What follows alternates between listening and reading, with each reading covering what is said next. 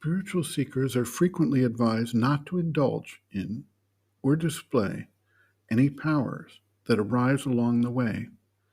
Patanjali, in his Yoga Sutras, describes a number of powers that can arise naturally through the practice of yoga, and seekers throughout the ages have validated the reality of powers that develop as the concentration of force, tapasya, effectuates openings in the various energy centers of the being, and as the powers of the vital being and the mind are activated.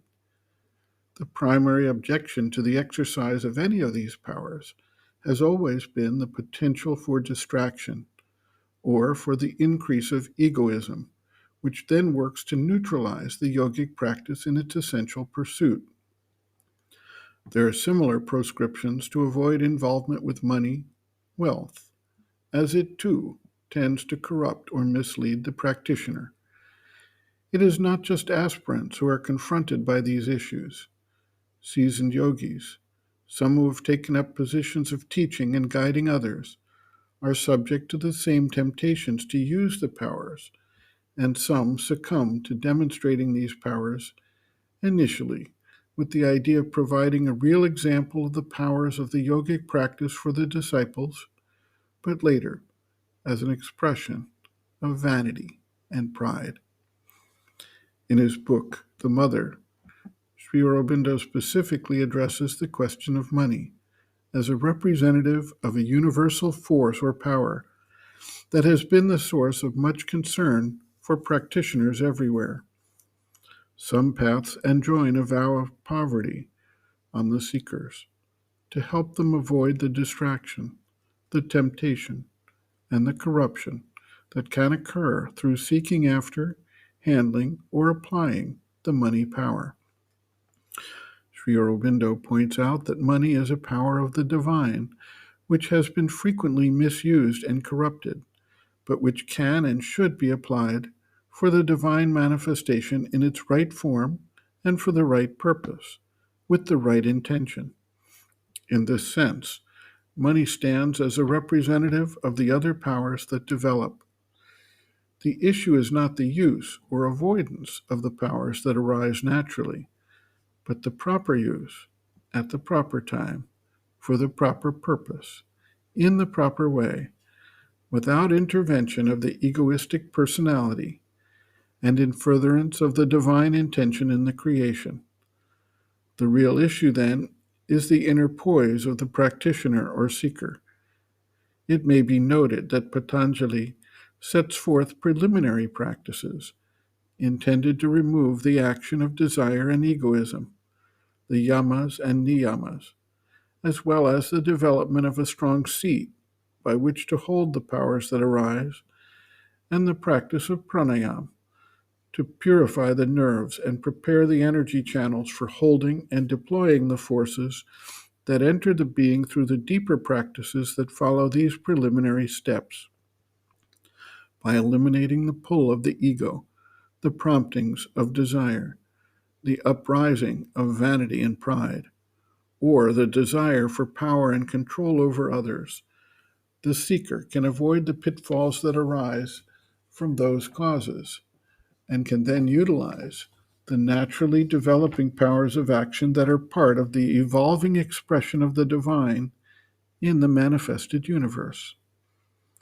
Just as various powers of vital nature developed as a next stage of the evolution of consciousness out of the material force, and just as the mental powers have developed as a further evolution of consciousness, so one would anticipate and expect further powers to develop as the process continues.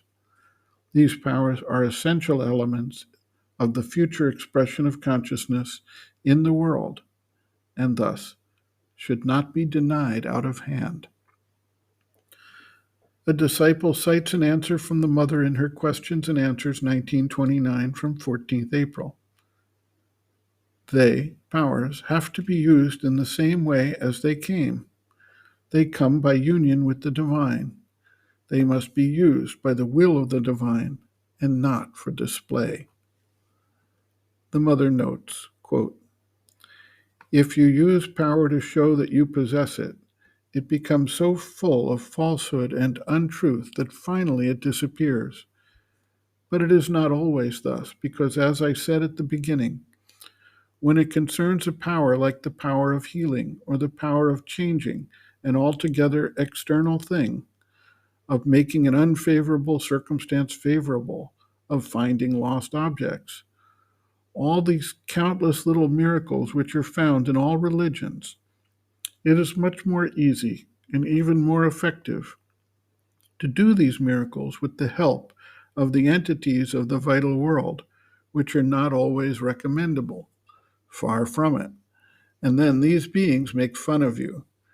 This begins very well, very brilliantly, and usually finishes very badly. I know the story of a man who had a few small powers and indulged in all kinds of so called spiritualist practices. And through repeated exercises, he had succeeded in coming into conscious contact with what he called a spirit. This man was doing business.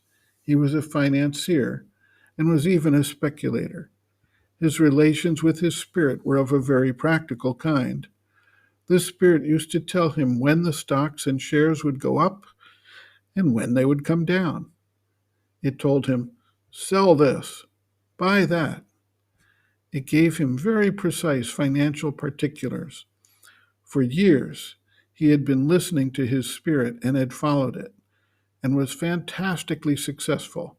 He became tremendously rich, and naturally boasted a lot about the spirit which guided him. He used to tell everybody, you see, it is really worthwhile learning how to put oneself in contact with these spirits. But one day he met a man who was a little wiser, who told him, take care. He did not listen to him. He was swollen with his power and ambition. And it was then that this spirit gave him a last advice. Now you can become the richest man in the world. Your ambition will be fulfilled. You have only to follow my direction. Do this. Put all that you have into this transaction, and you will become the richest man in the world. The stupid fool did not even realize the trap laid for him. For years, he had followed his guide and succeeded. So he followed the last direction, and he lost everything to the last penny. So you see, there are small entities who make fun of you, and to make sure of you, they work these little miracles to encourage you. And when they feel that you are well trapped, they play a fine trick upon you, and it is all over with you. End quote. Reference, Sri Aurobindo and the Mother, The Hidden Forces of Life, Chapter 5, Occult Forces, pages 124 to 125.